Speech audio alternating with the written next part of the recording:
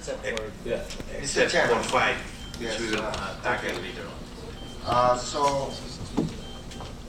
Mr. Chairman, and as far as the 65 that is up for confirmation at this time, I move that the 60 of the 65, excluding Ma Consuelo Puyat Reyes, Mercedes A. Tuason, Noah A. Wong, and Isaias Begonia, and MacArthur Corsino be recommended for confirmation, Mr. Chairman. Any second? second.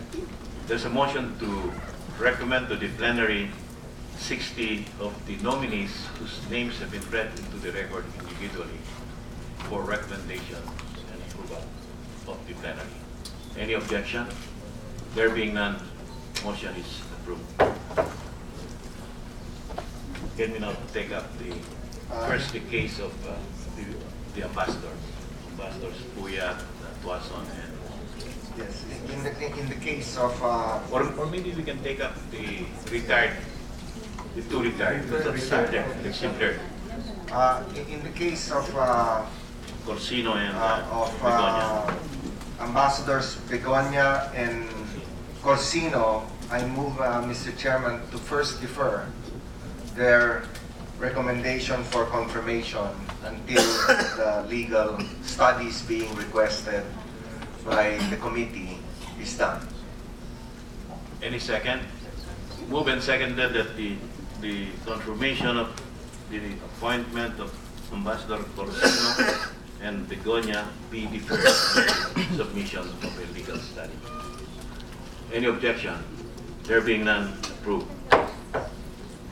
In as far, Mr. Chairman, as before the next motion is presented, given the remarks of our colleague Senator Escudero, can we just separate the motion with respect to Ambassador Puyat Reyes and Tuason from that of Wong? My reasoning is that in the case of the first two, they've already complied with the documentary requirements. The publication is in process and will end today. While on the other hand, in the case of Mr. Wong, he has hand-carried his documentary requirements, but the process of publication has not yet begun.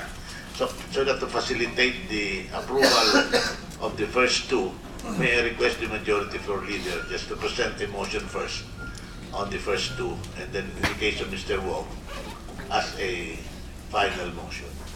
But before that, and before we entertain the motion and put it to a vote, let me just put on record that our colleague Senator Serge Osmeña III has written our chair, Senator Santiago, objecting to the waiver of the publication committee consideration or documentation with respect to the three ambassadors, Mercedes Tuason, Ma Consuelo Puyat Reyes, and Noe A. Wong.